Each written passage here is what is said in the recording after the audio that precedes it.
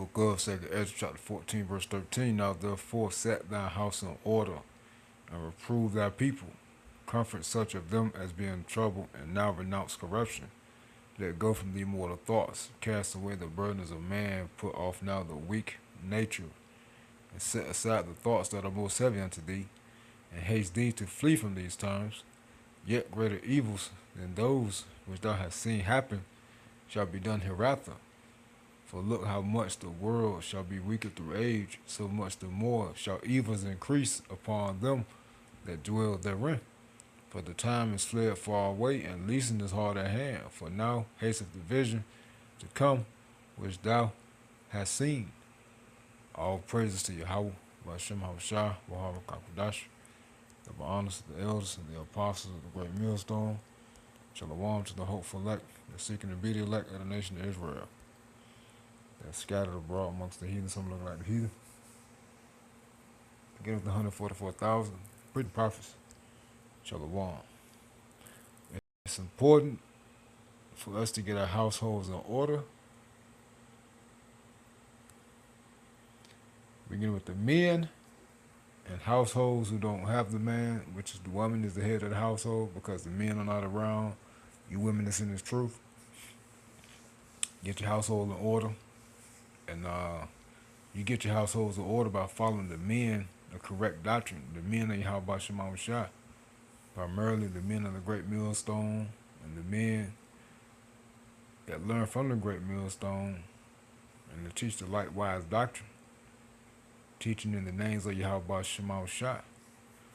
Okay? So you're to follow those men and get in order. Alright? Because there's consequences for not being in order. Alright? You get your whole household destroyed. Alright? I love this account with Achan. Yahweh Shema Shah had me going to it today. And I'm going to start at the 16th verse, but I'm going to read it in the NLT. But let's hold that real quick, because this is what's going on. Alright? It says U.S. oil storage tanks to run empty around July 4th. Curry said just 3 days ago. Right, what's the date? Yeah, 3 days ago. So I'm going to let this play. So a lot's about to happen. So, you know, of course we're not on their time, but just know it's going to happen soon. When do storage tanks run empty? You're parts of the world, like Australia, Philippines, Thailand, you are. But the question is when and where. I still say that with you, it's going to be, sometime in the month of May that you're going to end up with Europe hitting tank bottoms, and in the U.S. it's somewhere in that July 4th time period. If not sooner, by the way. The number coming out of the U.S., the ones we got last night, the ones last week. Sorry about that. Y'all did it on the song. I apologize. Because this is a time of greater evils. In other words, the worst time ever since it was a nation. I've never seen anything like that before. The analogy I think is like in that movie Jaws, when the mayor declares the beaches are open and you can see the fins swimming around there. And the fin are these inventory numbers. And I think that it's important to remember that these inventory numbers, let's define terms, a deficit versus a shortage. We have a deficit today, meaning that demand is above supply and we're drawing inventories. It's not a shortage yet. So to answer your question, you have the shortages in places like, Asia, and it's not that bad yet because you're not completely at tank bottoms.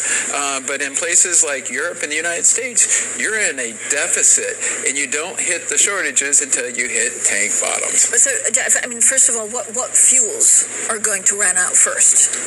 Distillate, jet fuel, because the LPGs, those are the ones in which the Gulf was a big exporter of.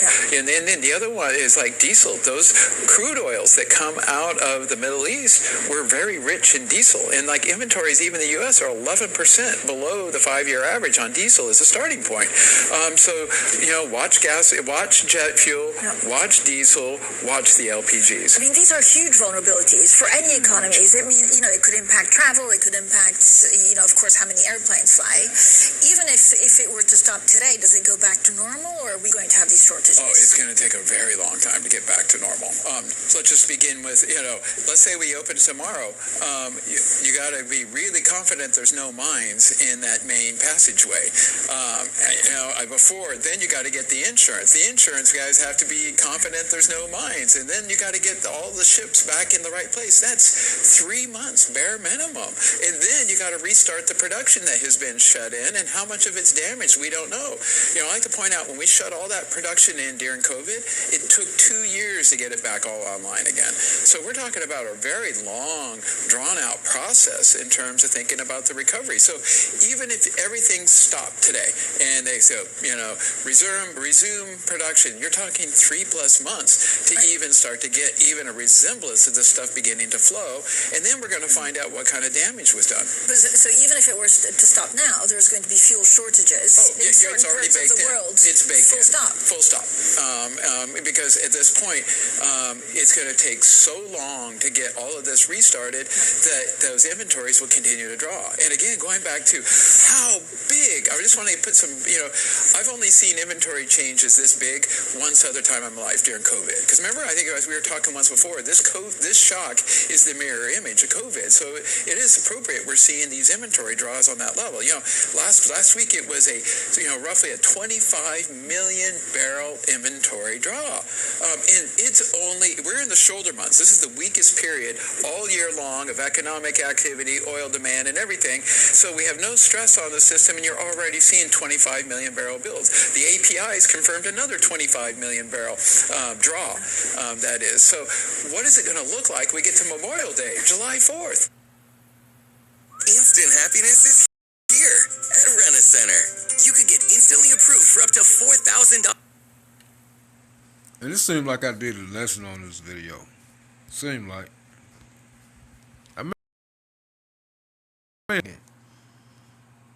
Hold on real quick. Where is it? Let me see. We gonna get that account. 10 hours ago, 115 sick in norovirus outbreak on Florida-bound cruise ship, CDC says. It's 10 hours ago. So there's something else. Let's type this in. Let's see.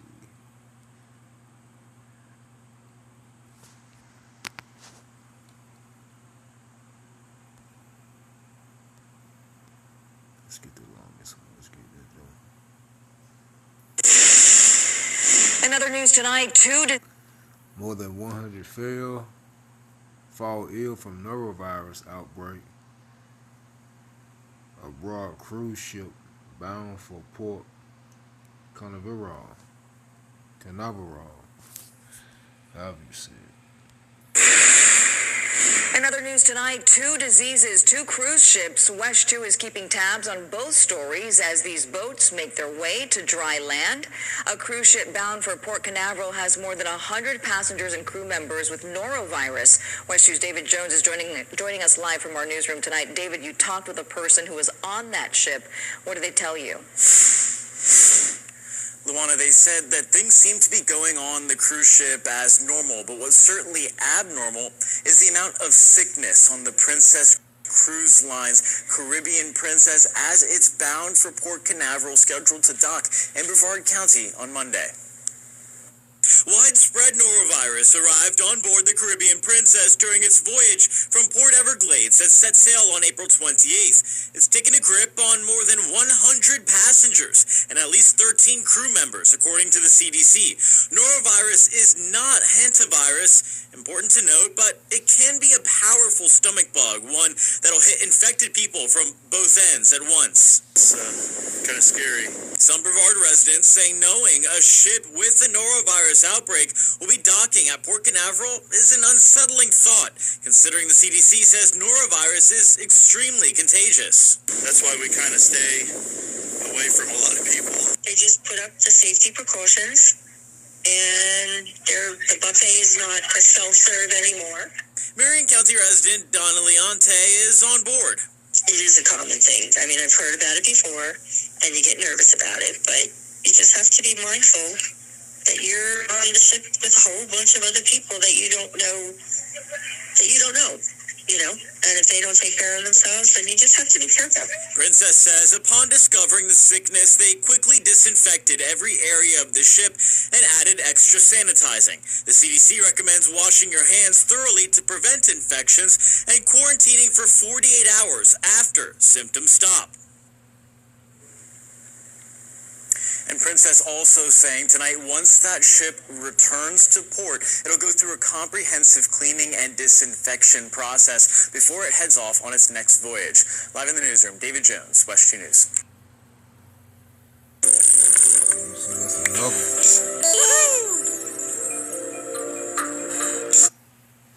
That's another. Let's get hold on real quick. I think we got something else.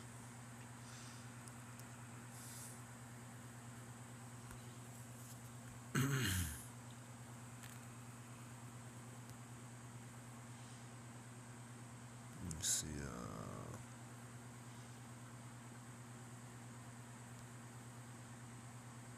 Yeah, that's it. Alarming number of babies are bleeding to death as more parents refuse vitamin K shots at birth. Yeah, that's supposed to build up after the 8th day. Anyway. I mean, that blood low, if I'm not mistaken. I'm gonna show you something wrong with the kids, man. Alright, they start with their mothers.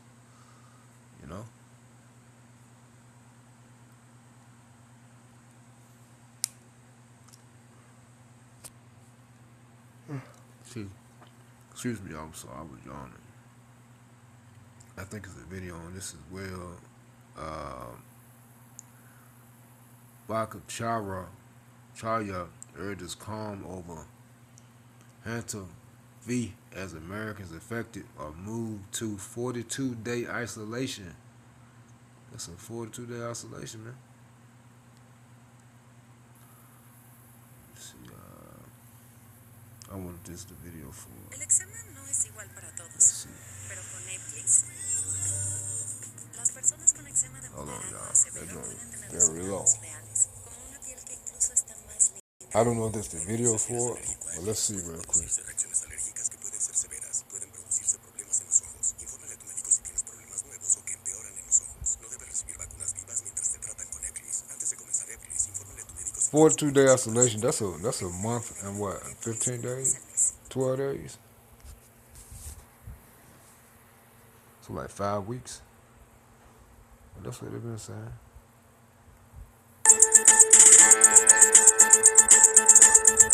Good morning. It's Monday, May 5th. Thank you so much for joining us on this edition of Lex Wake Up. I'm Natasha Sweet. A tanker was struck by unknown projectiles off the UAE coast just hours after President. No, we ain't doing all that.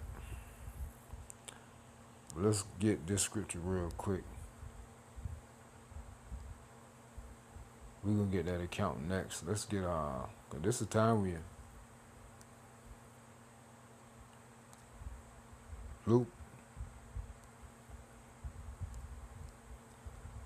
And that joint hit me earlier today. I was thinking about meditating on the scriptures. Prophecy. How the day is, this Mother's Day weekend, right? And the brothers, that's out and about, that's preaching, teaching, prophesying, names of how about Shema Shai. Hey, we saw these people out today, man.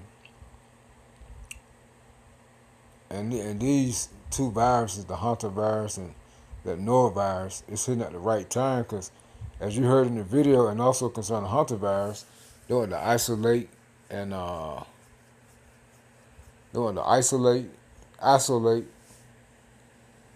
and keep distance. Well, you got everybody out today. Came back home and for the Mother's Day weekend. Everybody gonna hang with the mamas tomorrow. So hey, they could use that to say, hey, it's spreading because of the Mother's Day weekend. I wouldn't be surprised because they always do stuff like that. Notice these things be happening around pagan days. You see that? And they already talking about doing that contact tracing again. You see?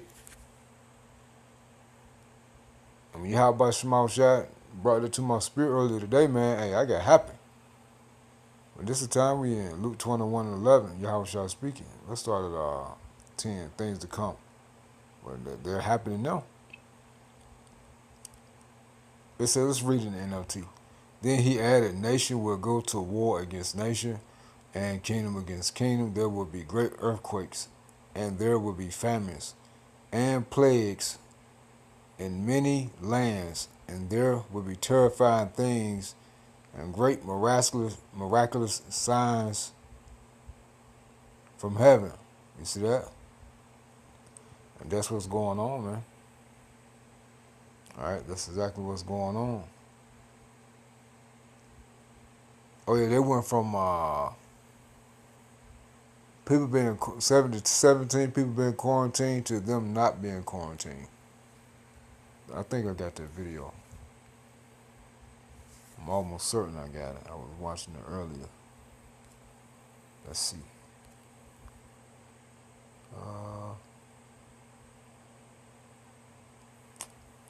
I thought I had it. Hold on, I think I do got it, y'all. Hold on. I think I got it though. The neighbor kept stealing, so. Oh man.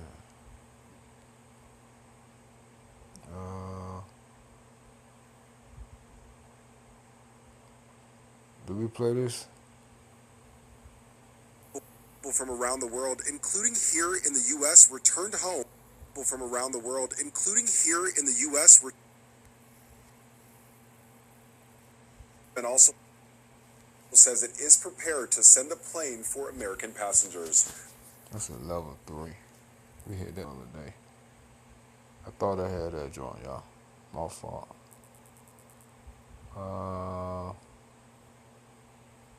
No, I don't have it. Let me see. Patient 0. And Devin. We hit that joint another day. Virginia Public Health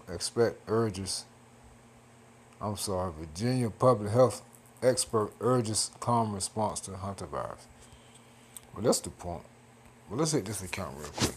As we read in 2 Edis 14, see, it's important to get your household in order. You know? If the household not in order, the whole household will be accountable for their actions. In other words, they're going to get judged. My fault. It's Joshua. I'm in Judges. My fault. Judges chapter 7. I love this account because it goes to show you the wrong decision or worldly decision or the wrong decision can get your whole household judged. That's the importance of being in this truth. Now this is Joshua chapter 7 verse 16. As you see, the sin of Achan. Alright, now I'm going to read it in the book of, in the NLT. Early the next morning, Joshua brought the tribes of Israel before the Lord, Yahweh Shema Shai, and the tribe of Judah was singled out. Then the clans of Judah came forward, and the clan of Zerah was singled out. Then the families of Zerah came forward, and the family of Zimri was singled out. Every member of Zimri's family was brought forward, person by person, and Achan was singled out. Then Joshua said to Achan, my son, give glory to the Lord Yahweh Shema Shai, the God of Israel, by telling the truth. Make your confession and tell me what you have done. Don't hide it from me. Achan replied, it is true. I have sinned against Yahweh Shema Shai, the God of Israel. Among the plunder I saw a beautiful robe from Babylon, 200 silver coins, and a bar of gold weighing more than a pound. See, Achan wasn't supposed to take anything. No one was supposed to take anything from the Babylonians. But Achan took it. I wanted them so much that I took them. They were hidden in the ground beneath my tent, with the silver buried deeper than the rest. So Joshua sent some men to make a search. They ran to the tent and found the stolen goods hidden there, just as Achan had said, with the silver buried beneath the rest. They took the things from the tent and brought them to Joshua and all the Israelites. Then they laid them on the ground in the presence of the Lord Yahweh Shema Shah. Then Joshua and all the Israelites took Achan, the silver, the robe, the bar of gold, his sons, daughters, cattle, donkeys, sheep, goats, tent, and everything he had, and they brought them to the valley of Achor. Then Joshua said to Achan, "Why have you brought trouble on us? The Lord Yahweh Shema Shah will now bring trouble on you." And all the Israelites stoned Achan and his family and burned their bodies. You see that? So you see the wrong decision, following the wrong doctrine. Doing opposite what Yahweh Shema Shah says will get you judged. Alright? So you see the importance of the leadership of your household. You see the importance of following righteousness and obedience. And the obedience of Yahweh Shema Shah. Alright? The Lord set up the proper teachers. The Lord set up the right men. But hey, what's that? Now, hey, it's your job to discern between the righteous and the wicked. You know? So hey, it's no one's job to make you get it or to beg you to follow the correct way. Alright? Hey, you're supposed to follow the scriptures. Hey, the great millstone, hey, they follow the scriptures. The men that learn from the great millstone and teach the same doctrine, they follow the scriptures. They follow the Holy Spirit. Alright? So, hey, this not the time to be in your feelings. Well, I don't agree with this doctrine, or I don't agree with that breakdown. It's not about what you agree with. It's about what hey, it's about thus saith the Lord, man. Alright? They piled a great heap of stones over Achan, which remains to this day. That is why the place has been called the Valley of Trouble. That's what Achor means. Ever since. So the Lord Yahweh Shema Shah was no longer angry. You see, so you don't want to get judged out here, man, for being disobedient, for doing your own thing. Okay, for following the ways of the world and doing what you think is best. And Yahweh Shema Shah set up the proper teachers, man. All right, the men to keep the lives of stones afloat. All right, to give you the true doctrine. All right. Well, yeah, I just wanted to hit this real quick through the spirit of Yahweh Shema Shah. There's a lot going on. Hey, say pray to Penez Yahweh Shema Shah. Get your household in order. Keep it in order. And I'm talking to myself first and foremost. Shalom.